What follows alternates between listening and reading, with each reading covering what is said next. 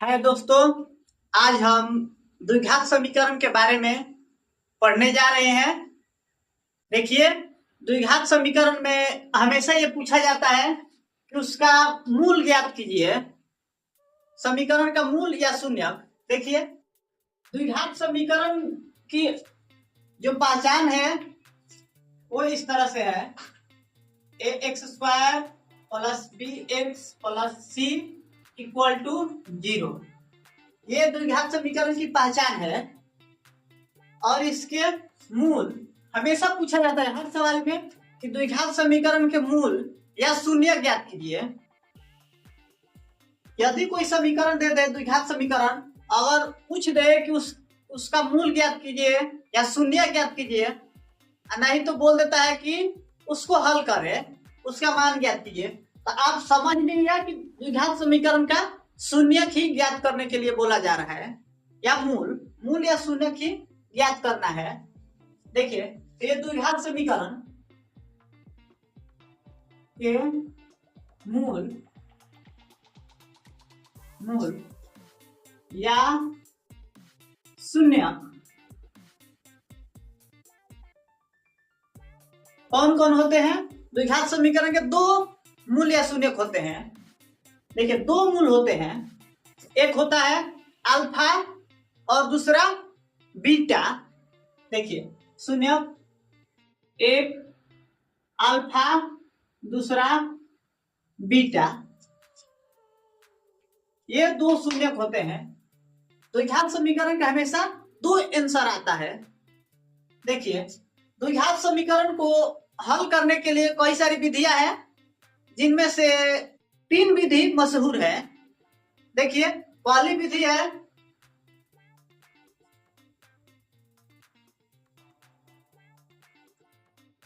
गुणनखंड विधि,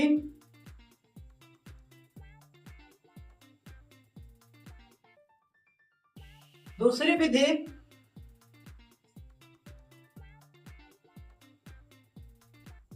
पूर्ण वर्ग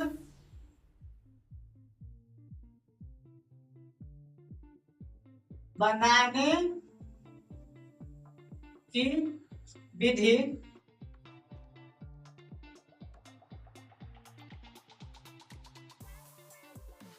द्वारा, और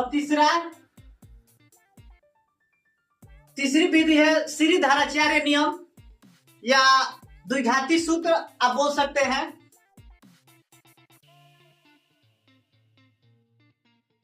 श्रीधराचार्य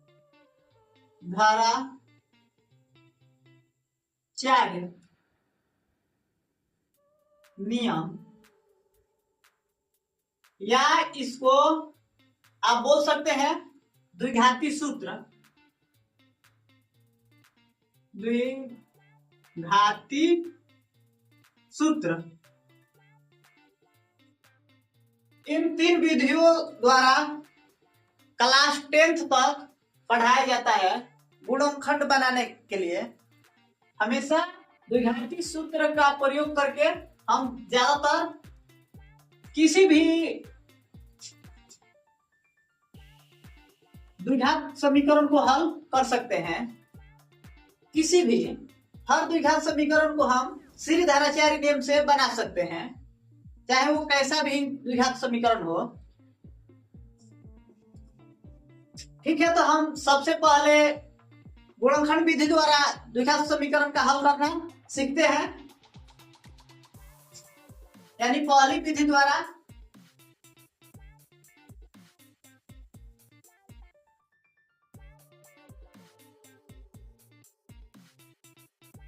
देखिए, ये सबसे सरल विधि है। ये 8 क्लास से लेकर 10th क्लास के लड़कों को सिखाया जाता है गुणनखंड विधि द्वारा। 8 क्लास में दिया रहता है, 9 क्लास में रहता है और 10 क्लास में भी ये गुणनखंड विधि द्वारा द्विघात समीकरण का हल हमेशा ज्ञात करने के लिए बोला जाता है। देखिए,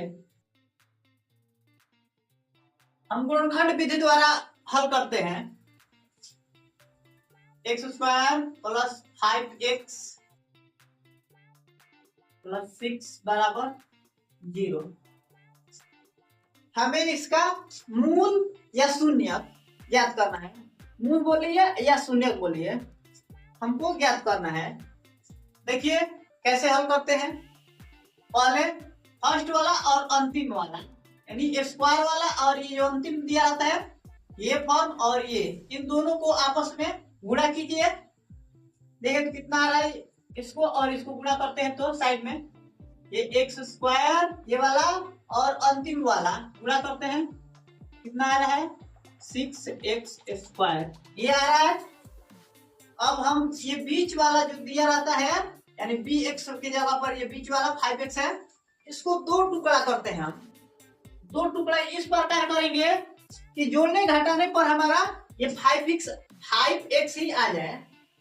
जोड़े या घटाए तो हमारा कोई एक ही करेंगे, जोड़े या घटाए तो 5x और दोनों को गुणा कर दे तो 6x स्क्वायर हमारा आ जाना चाहिए। देखिए तो 5x के बदले क्या लिखेंगे, दो टुकड़ा। देखिए ये 5x है, दो टुकड़ा। देखिए तो बोलिए क्या क्या दो टुकड़ा लिखे इसका। जोड़े तो हमारा जोड़े तो इतना आ जाए और गुणा कर दे तो इतना है। अगर हम x और 4x लिखते हैं, जोड़ेंगे दोनों को तो 5x होगा, लेकिन गुणा करेंगे दोनों को हमारा क्या आएगा। देखिए तो गुणा करेंगे तो 4x स्क्वायर आएगा। 6x स्क्वायर तो आया नहीं, तो हमारे ये टुकड़ा सही नहीं है, x और 4x नहीं होगा। अब देखिए अब हम 2x और 3x ये टुकड़ा कर सकते हैं। देखिए तो जोड़ेंगे तो 5x तो होगा, लेकिन देखिए और गुणा करेंगे तो 6x स्क्वायर भी आ जाएगा हमारा, 6x स्क्वायर आ जाएगा गुणा करेंगे तो। ये अब कहेंगे कि हम 2 और 3 कहां से ला दे, इतना जल्दी कैसे सोचेंगे कि 2 और 3 ही आएगा इसका टुकड़ा। तो हम क्या करते हैं, जो गुणा करके हम लाए रहते हैं शुरू वाला अंतिम वाला ये वाला, तो हम इस 6 को ले लेते हैं, ये 6 ये वाला, और इसका हम क्या करेंगे अभाज्य गुणनखंड यानी लघुत्तम जैसा हम कह देते हैं। अभाज्य गुणनखंड सबसे छोटी से छोटी संख्या से, अभाज्य संख्या से गुणा। देखिए तो लघुत्तम करते हैं तो 2 तिया 6 यानी 2 3, अगर आगे जाएगा तो आगे तक भी कर देंगे 1। देखिए तो 2 3 मिल गया हमारा टुकड़ा। देखिए तो दोनों को गुणा करेंगे तो 6 आ जाएगा और जोड़ने पर हमारा 5 भी आएगा। तो हम सॉल्यूशन निकालते हैं, सॉल्व करते हैं। यहाँ से ये x स्क्वायर प्लस 5 के बदला 2 3, किसी को आगे किसी को पीछे लिख सकते हैं। देखिए तो 3x लिखते हैं, 3x लिखते हैं, उसके बाद 2x, आप किसी को आगे पीछे लिख सकते हैं, कोई दिक्कत नहीं है। 2x प्लस 3x लिख सकते हैं, कोई इसमें दिक्कत नहीं है। देखिए 5 के बदले 3x प्लस 2x, ये जस का तस रहता है। देखिए गुणनखंड विधि द्वारा हम द्विघात समीकरण का मूल ज्ञात कर रहे हैं। ध्यान से देखिए, अब ये तोड़ दिए हम, उसके बाद हम जोड़ा जोड़ा बना लेते हैं, 2 2 का जोड़ा। देखिए तो इन दोनों का एक साथ जोड़ा और फिर इन दोनों का एक साथ जोड़ा। अब देखिए तो इन दोनों में कुछ कॉमन दिखाई दे रहा है। देखिए इसमें और इसमें दोनों में कुछ कॉमन दिखाई दे रहा है। देखिए इसमें भी x है, इसमें भी x है, तो x x कॉमन ले लीजिए, x कॉमन ले लेते हैं। तो देखिए तो यहाँ क्या लिखे कि गुणा करें तो हमारा x से गुणा करें तो x स्क्वायर मिल गया। यहाँ क्या लिखे, देखिए तो x है और हमको x स्क्वायर चाहिए। क्या लिखे कि इससे गुणा करें यहाँ पर तो इतना आ जाए। थोड़ा वह पहले ही सोच लिया जाता है, थोड़ा पहले ही देखिए तो थोड़ा एक्स्ट्रा सोचा जाता है, एडवांस। देखिए तो यहाँ हम अगर x लिखते हैं तो गुणा करेंगे इतना आ जाएगा। अब देखिए यहाँ 3x है, हमको 3x चाहिए या x है। क्या लिखे कि यहाँ हमारा 3x आ जाए, x है 3x चाहिए, तो यहाँ हम 3 लिखेंगे, गुणा करेंगे तो 3x आ जाएगा, प्लस है प्लस। अब देखिए यहाँ 2x है और यहाँ 6 है, दोनों में कुछ कॉमन दिखाई दे रहा है। देखिए तो 2 के पहाड़े में ये 6 आता है, 2 भी कॉमन है इसमें, 2 इसमें भी 2 है, इसमें भी 2, तो 2 कॉमन ले लीजिए। देखिए तो हमको 2x चाहिए और 2 है, केवल x की कमी है, गुणा करेंगे हम कितना लिखेंगे, गुणा करेंगे 2x आ जाए तो हम यहाँ x लिखेंगे। देखिए गुणा करेंगे 2 और x में तो 2x हो जाएगा, प्लस है प्लस। और देखिए तो हमको चाहिए कितना 6, हमारे पास है 2, 2 में क्या चीज से गुणा करें तो कि 6 आ जाए। इसको देखते हुए हम यहाँ पर लिखते हैं तो हम यहाँ 3 लिखेंगे, 2 3 6 मिल जाएगा, कोई अंतर नहीं है। गुणा करेंगे तो ये वाला मिल जाएगा, इसमें गुणा करेंगे तो ये, इसमें गुणा करेंगे तो ये, यहाँ भी वैसे ही है, इससे इसमें गुणा करेंगे तो ये वाला मिल जाएगा, इससे इसमें गुणा करेंगे तो ये वाला मिल जाएगा, कोई अंतर नहीं है। ठीक है, देखिए तो ये दोनों सेम मिला है ब्रैकेट के अंदर। अगर ब्रैकेट के अंदर अगर दोनों सेम मिला है तो समझिए हमारा द्विघात समीकरण सही है। अगर सेम न मिले, बराबर न मिले कि जैसा, तो समझ लीजिए हमारा द्विघात समीकरण कहीं गड़बड़ बन रहा है। तो देखिए एक जैसा तो है, तो इन दोनों को क्या करते हैं, ब्रैकेट के अंदर यहां लिख लेते हैं अलग, जो बाहर है उनको एक साथ एक ब्रैकेट में, जो बाहर है, और ये दोनों एक जैसा है, सेम है, तो इन दोनों में से केवल एक को यहाँ लिखते हैं, या तो ये वाला नहीं तो ये वाला, केवल ब्रैकेट के अंदर वाला लिखेंगे, एक या तो ये नहीं तो ये लिख लेते हैं, ये 10 का 10 ये 0। अब देखिए हमको इसके क्या करना है, शून्य ज्ञात करना है। शून्य, किसी भी समीकरण का शून्य ज्ञात करने के लिए क्या करते हैं, शून्य के बराबर लिखते हैं उसको, शून्य के बराबर। देखिए हम इसको, हमारा क्या करना है, शून्य ज्ञात करना है हमको, तो शून्य के बराबर लिखेंगे, इसलिए x प्लस 2, किसी को पहले लिख सकते हैं x प्लस 2 बराबर 0, इसको हम 0 के बराबर लिखते हैं, फिर बाद में चल के इसको भी 0 के बराबर लिखेंगे। पहले इसको लिखते हैं x प्लस 2 बराबर 0, ये वाला इसको 0 के बराबर लिखते हैं। इसलिए देखिए तो क्या करेंगे, x का मान निकालना है तो हम क्या करेंगे, 2 को उस साइड ढकेल देंगे, ये इसमें x नहीं है, ये x है, ये x नहीं है, क्या करेंगे, ये वाला इसकी जाती है, ये 2 0 की जाती है, तो एक जात वाला एक तरफ कर देते हैं, तो क्या करेंगे हम 2 को उस साइड धकेल देंगे, तो देखिए तो जाएगा 2 उस साइड प्लस में है तो माइनस में होगा, जाकर क्या होगा, 0 में से 2 घटा देगा तो -2 ही होगा। फिर दूसरी की बारी है इसका, x प्लस 3 बराबर 0, इसलिए x बराबर, ये भी जाएगा एक जात के एक तरफ, उस साइड अपनी जाति की ओर जाएगा, तो 3 जाएगा 0 के तरफ तो -3, प्लस है तो उस साइड जाएगा तो माइनस, तो हमारा आ गया x का मान कितना आ गया, 2 आ गया, एक -2 है और एक -3 है, अतः x बराबर -2 है, और कमा करके दूसरा लिख देते हैं -3, ये हो गया हमारा आंसर। देखिए तो गुणनखंड विधि द्वारा द्विघात समीकरण का मूल या शून्य इस तरह से ज्ञात किया जाता है। तो गुणनखंड विधि में हमेशा देखिए इसको गुणनखंड यानी कि टुकड़ा टुकड़ा करके ही, यहाँ देखिए हम टुकड़ा कैसे किए हैं, इसी तरह से हमेशा गुणनखंड विधि में टुकड़ा करके ही, देखिए यहाँ टुकड़ा किए हैं 5, जो 5x है इसको टुकड़ा करके निकाले हैं, यानी गुणनखंड, गुणनखंड का मतलब होता है गुणा गुणा करके, देखिए हम यहाँ गुणनखंड करके निकाले हैं, देखिए गुणनखंड का मतलब नहीं, देखिए यहाँ गुणा गुणा भी कर दिए हैं हम, तो इस तरह से हम गुणनखंड विधि का प्रयोग करके द्विघात समीकरण का मूल या शून्य ज्ञात करते हैं। अब चलते हैं अगला सवाल की तरफ।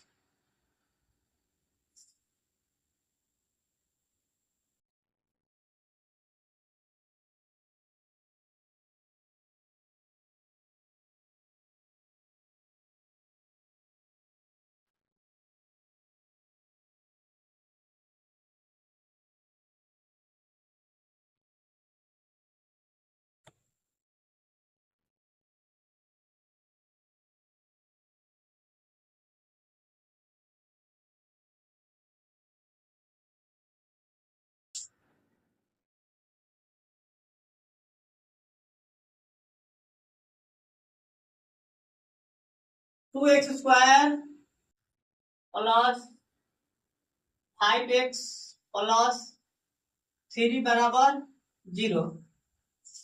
देखिए सेम सवाल वही है, कोई इसमें चेंजेस नहीं है, थोड़ा सा केवल अंक का चेंजेस हुआ है, नहीं तो सेम वही है। देखिए इसको कैसे हल करें, गुणनखंड विधि का प्रयोग करके ही इसको भी हल करना है। देखिए इसका शून्य कैसे ज्ञात करते हैं, सॉल्व। सबसे पहले क्या करते हैं, हम इसको और इसको गुणा करते हैं, यानी कि 2x² और 3, इन्हीं दोनों को हमेशा गुणा किया जाता है। गुणा कीजिए इन दोनों को, 2x² गुणे 3 कितना होगा, देखिए यहां हमारा 6x² आया, यही आया है हमारा 6x²। तो हम क्या करेंगे, ये बीच वाला 5x है, इसको 2 टुकड़ा करेंगे। 5x के बदले क्या लिखेंगे हम, देखिए तो x और 4x तो लिखेंगे नहीं, जोड़ेंगे तो 5 तो आएगा 5x, लेकिन हमारा गुणा करने के बाद 6x² नहीं आएगा, तो हमको 6x² चाहिए, ऐसा टुकड़ा करना है। तो क्या करेंगे हम, 2x और 3x का टुकड़ा करेंगे, ये जोड़ेंगे तो 5x तो आ जाएगा, और गुणा करेंगे तो 6² भी आ जाएगा, 6x² आ जाएगा, दोनों गुणा करेंगे तो हमारा टुकड़ा मिल गया है। अगर नहीं मिले तो मालूम है आपको, या इसका लघुत्तम करके अभाज्य गुणनखंड करके टुकड़ा खोज देते हैं, यही गुणनखंड है। गुणनखंड का अभाज्य गुणनखंड, वही अभाज्य गुणनखंड करते हैं यहाँ, उसी पर नाम इसका पड़ गया है गुणनखंड विधि, इसका गुणनखंड करते हैं हमेशा। देखिए 5x के बदले 2x प्लस 3x, इसको आगे पीछे कहीं भी लिख सकते हैं, इससे कोई दिक्कत नहीं पड़ेगा, कोई अंतर नहीं पड़ेगा। ये 3 10 का 10, ये 0। देखिए तो इन दो का जोड़ा बना लीजिए, देखिए तो कुछ कॉमन दिखाई दे रहा है इन दोनों में, 2x कॉमन है, इसमें भी 2 है, इसमें भी 2, इसमें x है, इसमें भी x है, तो 2x कॉमन ले लेते हैं। अब देखिए तो यहाँ क्या लिखे कि गुणा करें 2x से तो 2x² मिल जाए, या x भी है 2 भी है, हमको केवल और x एक चाहिए, तभी गुणा करेंगे तो हमारा 2x² मिलेगा। तो यहाँ हम x लिखेंगे, ठीक है। देखिए तो यहाँ 2 से 2x से गुणा करेंगे x में, तो हमारा 2x² मिल जाएगा प्लस। देखिए तो अब हमको चाहिए 2x पहले से ही है, और हमको 2x ही चाहिए, तो यहाँ पर क्या लिखे, 1 लिखेंगे। देखिए 1 में गुणा करेंगे 2x से, तो हमारा 2x ही आएगा प्लस। देखिए इन दोनों में कॉमन, देखिए इन दोनों में हमारा कुछ कॉमन दिखाई दे रहा है, 3x है, और यहाँ भी केवल यहाँ 3 है, तो दोनों में हमको तो 3 दिखाई दे रहा है, या इसमें भी और इसमें x, इसमें x है, इसमें x नहीं है, केवल 3 है। तो क्या करेंगे, 3 को कॉमन करते हैं, 3 को कॉमन कर लिया। देखिए तो यहाँ क्या लिखे कि गुणा करें तो हमारा 3x आ जाए, 3 है 3x चाहिए, केवल x की कमी है, x लिखते हैं, गुणा करेंगे तो 3x हो जाएगा, प्लस है यहाँ प्लस। अब देखिए तो 3 है, हमको 3 चाहिए और 3 पहले से ही है, तो यहाँ क्या लिखे, 3 में से गुणा करें कि 3 ही मिले, 3 है और 3 ही हमको चाहिए, कितना, तो क्या लिखे कि 3 से गुणा करें तो 3 ही मिले, तो 1 लिखेंगे। देखिए तो दोनों सेम है, सेम मिला है हमको, तो अगर सेम मिला है तो समझिए कि टुकड़ा इधर हमारा जो 5x को तोड़े थे वो सही है। अब सेम मिल जाए तो इन दोनों को जो बाहर है उन दोनों को अब ब्रैकेट के अंदर लिखते हैं, 2x और ये वाला प्लस 3x, सॉरी 3 है, केवल 3। ठीक है, ये प्लस में है तो प्लस 3, और ये दोनों सेम है, एक ही जैसा है, तो दोनों में से केवल एक ही यहाँ लिखा जाता है, कोई एक, किसी एक को ले लेते हैं यहाँ, ये वाला नहीं तो ये वाला, x प्लस 1, इधर बराबर के उस साइड 0। अब देखिए ये गुणा में आ गया, अब हमको इसका शून्य ज्ञात करना है, शून्य या मूल। तो कैसे इसका शून्य ज्ञात करें, तो क्या करते हैं हम, एक को लेकर शून्य के बराबर करते हैं, इसलिए 2x प्लस 3 हम इसको ले लेते हैं और शून्य के बराबर करते हैं, शून्य के बराबर। तो क्या होगा देखिए, तो एक जात वाला एक तरफ करते हैं, इसमें 2 के साथ x है और इसके साथ x नहीं है, इसके साथ भी x नहीं है, तो क्या ये दोनों एक जात वाला हुआ। तो क्या होगा, एक जात वाला एक तरफ जाता है अपनी तरफ, बराबर उस साइड इसको खदेड़ देते हैं, उसको क्या करें, ढकेल देते हैं उस साइड, तो इसको हम ढकेल देते हैं, तो क्या होगा, प्लस है तो जाएगा बराबर कुछ साइड तो माइनस हो जाएगा 3, -3। देखिए तो 2x के साथ 2 गुणा में है, इसको भी अब क्या करेंगे, उस साइड करेंगे, तो गुणा में है तो इसलिए x बराबर क्या होगा, गुणा में है तो उस साइड जाएगा तो भागे में। अब ये इसलिए का चिन्ह दे या क्रॉस भी लिख सकते हैं, इससे कोई दिक्कत नहीं है।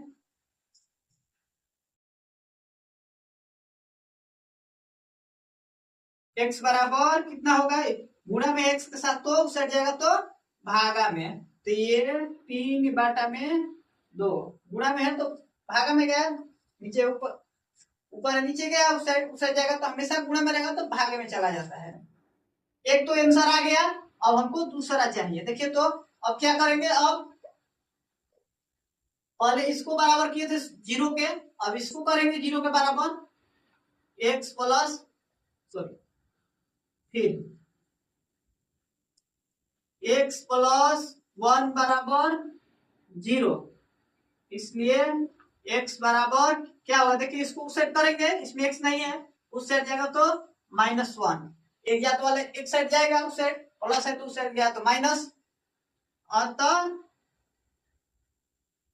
x बराबर कितना कितना आया, एक हो गया यहाँ था और एक यहाँ, यानी x के 2 मान आए हैं हमेशा, -3/2 कमा और एक -1, ये 2 आंसर हो गया, इसमें से एक अल्फा एक बीटा है।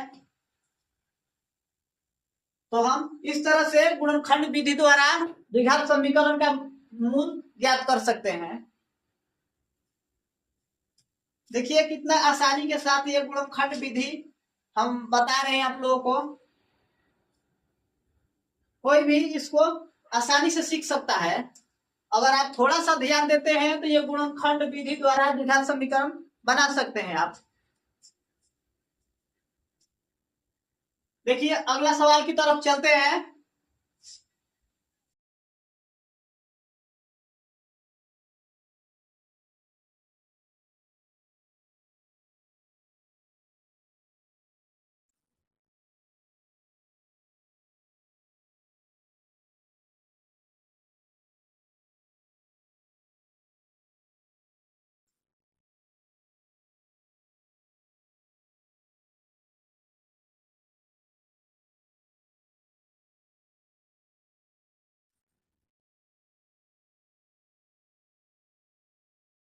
(4y² - 6y प्लस 2 बराबर 0), इसका भी शून्य ज्ञात करना है। देखिए कैसे इसका शून्य ज्ञात करेंगे,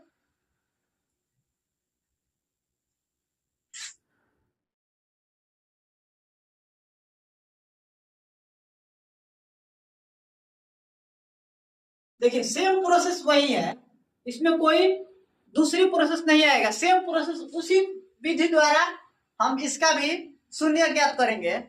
देखिए आगे क्या करें, इन दोनों का गुणा करते हैं, कितना आएगा, 4 × 8 8y² और हमको जोड़ने घटाने पर 6 चाहिए, 6y। सॉल्व करते हैं। ये 4y² जस्ट का 10 माइनस, देखिए तो इसको 2 टुकड़ा करना है। 6y को क्या क्या टुकड़ा करेंगे? ये 6y है, इस तरह से 2 टुकड़ा करना है कि गुणा करने पर हमारा 8 आ जाए, 8y²। और जोड़े घटाने पर हमारा -6 ही रह जाए। जोड़े या घटाए कोई एक ही। तो देखिए तो क्या लिखेंगे?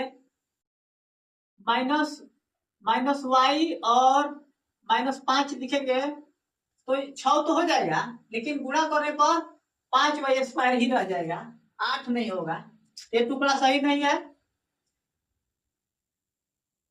2 - 2y और -4y, देखिए ये गुणा करने पर +8y² हो जाएगा।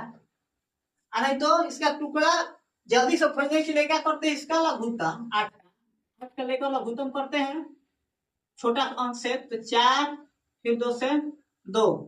देखिए तो क्या करें? एक 2 लेते हैं और 2 दूनी 4, 2 4 का लेते हैं, टुकड़ा हो जाएगा। देखिए 2 4 मिला था पहले भी हमको, 2 4 इस तरह से टुकड़ा खोजा जाता है।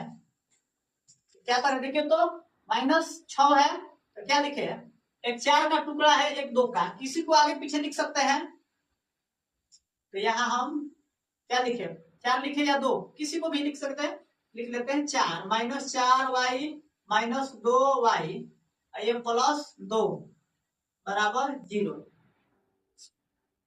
देखिए ये जुट कर -6 हो जाएगा, गुणा करने पर 8 भी आ जाएगा इतना। अब देखिए तो क्या करते हैं? इन दो का जोड़ा बनाते हैं।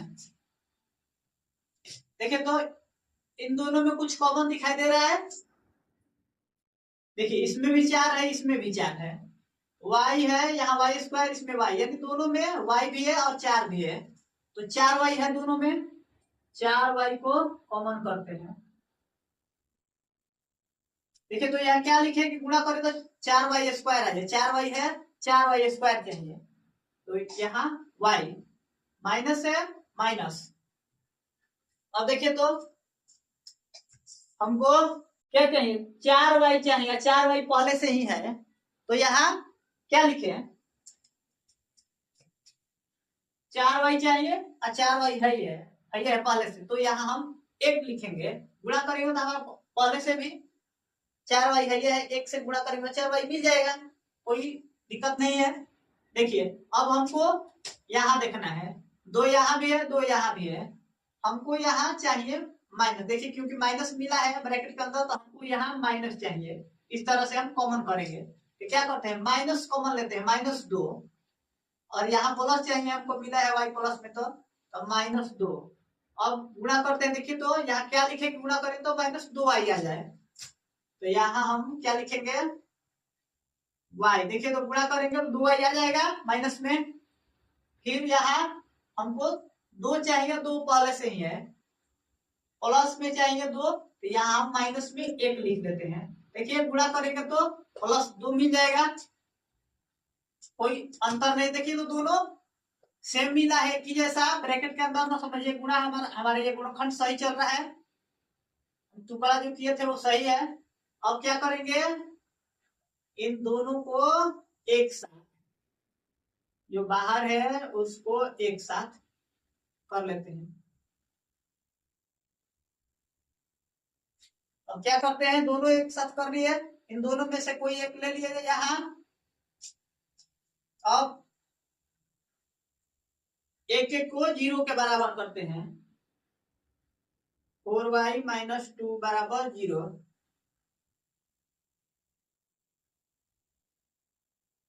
4y बराबर माइनस है, उस सेट जाएगा तो +2।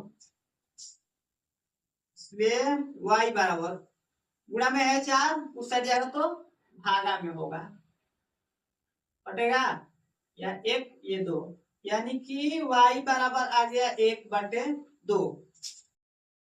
ये इसका आ गया 1/2। अब फिर इसको करते हैं 0 के बराबर, y - 1 बराबर 0, इसलिए y बराबर उस साइड जाएगा एक, जीरो की तरफ, माइनस है तो उस साइड जाएगा तो प्लस, और तब y बराबर कौन कौन है, एक ये है, 1/2 और एक है, ये दो हमारा आंसर है। तो देखिए इस तरह से हम गुणनखंड विधि का प्रयोग करके द्विघात समीकरण का मूल ज्ञात कर सकते हैं। आपको बस थोड़ा सा ध्यान देने की जरूरत है।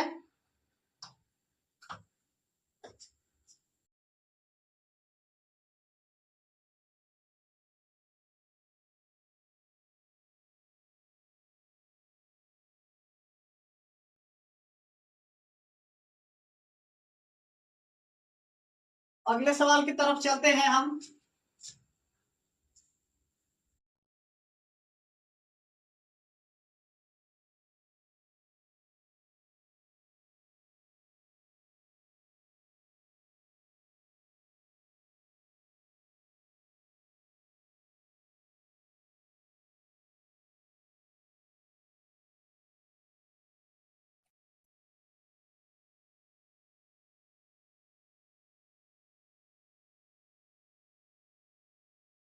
x² minus 5x plus 4 equal to 0, यही है। अब देखिए तो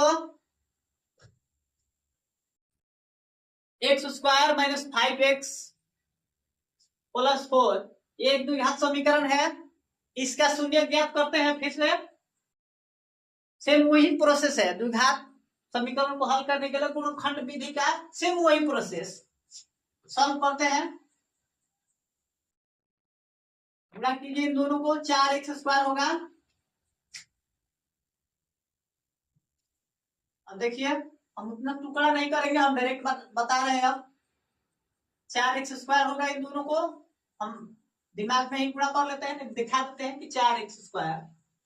हम इसको टुकड़ा करते हैं, दो टुकड़ा गुणा करें तो हमारा प्लस में 4x² है। देखिए तो हम -x माइनस 4x लिख सकते हैं।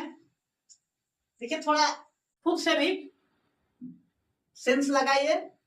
x माइनस 4 दोनों जुट जाएगा, माइनस में है तो 5 हो जाएगा, -5, और ये 4 है, इसको 10 का 10 होगा। अब क्या करेंगे, दो दो का जोड़ा बनाते हैं।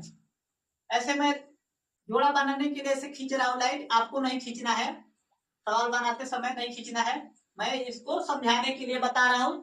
ये लाइन आपको नहीं खींचना है सवाल सॉल्व करते समय, केवल मैं समझाने के लिए लाइन खींच रहा हूं। तो देखिए तो इन दोनों में कॉमन क्या है, x है, तो यहाँ हम x लिखेंगे, गुणा करेंगे तो x² हो जाएगा। यहाँ क्या लिखेंगे, गुणा करें तो हमारा x मिले, तो यहाँ 1 लिखेंगे, हो जाएगा। और देखिए यहाँ क्या लिखे, यहाँ भी 4 है, यहाँ भी 4 है। हमको यहाँ माइनस चाहिए, क्योंकि यहाँ हमको माइनस मिला है, तो हमको क्या करेंगे, हम यहाँ -4 को कॉमन कर लेते हैं। हमारा यहाँ x मिलेगा, देखिए तो x लिखेंगे तो ये वाला मिल जाएगा, और ये हमको माइनस, गुणा करेंगे तो फिर हमारा 4 हो जाएगा प्लस में। देखिए गुणा करेंगे तो +4 होगा। दोनों देखिए तो सेम मिला है, क्या करेंगे, इन दोनों को एक साथ कर लेते हैं, बाहर वाला x-4 और ये x-1 बराबर ये 0। क्या करेंगे, अब एक एक को 0 के बराबर करते हैं, इसलिए x-4 बराबर 0, तो x बराबर क्या होगा, ये 4। फिर इसको लेते हैं, 0 के बराबर करते हैं, x-1 बराबर 0, तो x बराबर 1, यही होगा। क्या क्या आया हमारे आंसर, अतः x बराबर, यानी x के शून्य कौन कौन आए हैं, ये देखिए तो एक 4 आया है, और कमा एक है, ये 2 आए हैं अल्फा बीटा, यही अल्फा बीटा कहलाते हैं ये answer.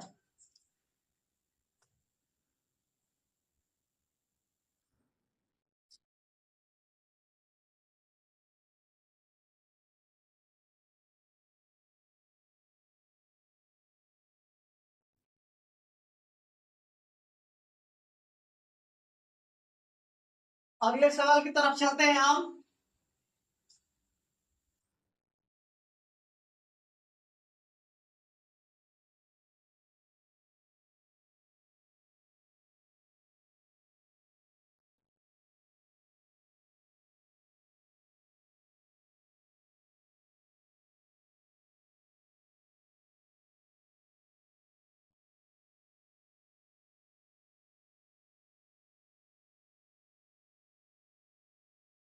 x² minus 3x minus 2 बराबर 0। इसको देखिए, आप खुद से हल कीजिए, देखिए अपना दिमाग लगाइए कैसे सॉल्व करें। सेम वही प्रोसेस है इसमें भी।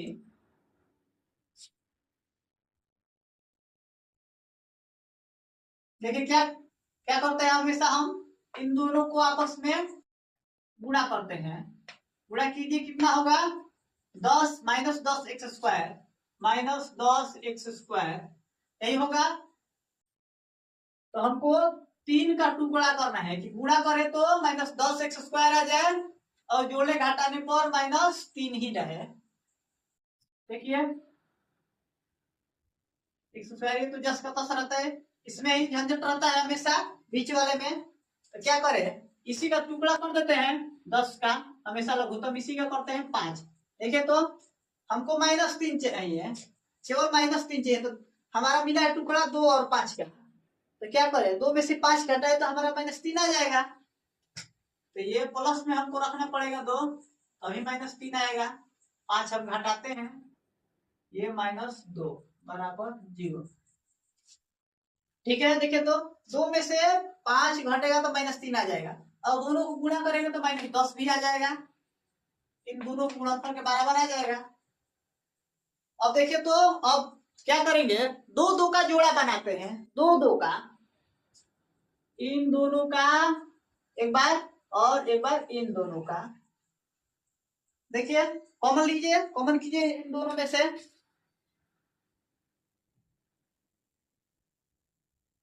देखिए तो दोनों में कुछ कॉमन दिखाई दे रहा है आपको, दोनों में कुछ तो कॉमन दिखाई नहीं दे रहा है, केवल x ही दिखाई दे रहा है। x कॉमन करते हैं तो यहाँ हमारा 5x बचेगा, गुणा करेंगे कितना आ जाएगा, और यहाँ हमारा x तो कॉमन हो गया है तो केवल 2 ही बचेगा। देखिए गुणा करेंगे तो ये आ जाएगा। अब देखिए तो हमको यहाँ प्लस चाहिए, क्योंकि यहाँ प्लस मिला है तो हम माइनस को कॉमन कर लेते हैं। माइनस क्या, -1 को हमको तो ये पूरा लिखना पड़ेगा, कुछ कॉमन है ही नहीं इन दोनों में। तो एक कॉमन रहता है हमेशा, और माइनस कॉमन ले लिए क्योंकि हमको वहां प्लस चाहिए, और 5 प्लस में और 2 भी प्लस में, तो माइनस कॉमन कर लिए दोनों में से। ये 5x है और ये 2x, ये 0 के बराबर। और देखिए तो दोनों सेम मिला है कि जैसा, तो क्या करते हैं, इन दोनों को हमेशा एक ब्रैकेट में लिख देते हैं, हमेशा की तरह लिखिए, और इन दोनों में से कोई एक ले लेते हैं।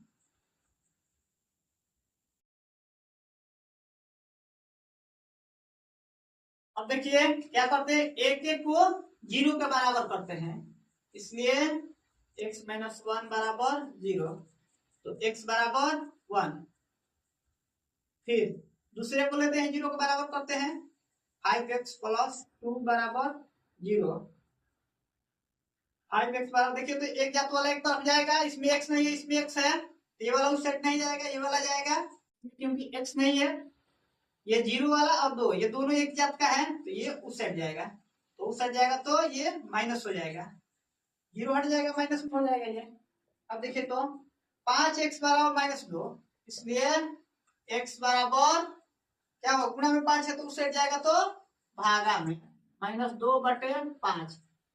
x के दोनों मान निकल गए, अतः x बराबर कितना कितना आया है, एक आया है, 1, ये -2, ये हमारा आंसर हुआ। आया अच्छे से समझ में। देखिए इसमें कुछ नहीं करना है, केवल यहाँ दिक्कत है तो केवल यहाँ टुकड़ा करने में, बस यहीं पर थोड़ा सा आप दिमाग लगाइए और यहाँ टुकड़ा कर दीजिए, बस टुकड़ा करने में ही थोड़ा सा दिमाग लगाया जाता है, बाकी कुछ नहीं है। इन दोनों को गुणा कीजिए और जितना है उसका लघुत्तम कर दीजिए, खुद टुकड़ा मिल जाएगा आपका। तो इस तरह से हम आशा करते हैं कि आप द्विघात समीकरण को हल आसानी से कर पाएंगे। Thank you.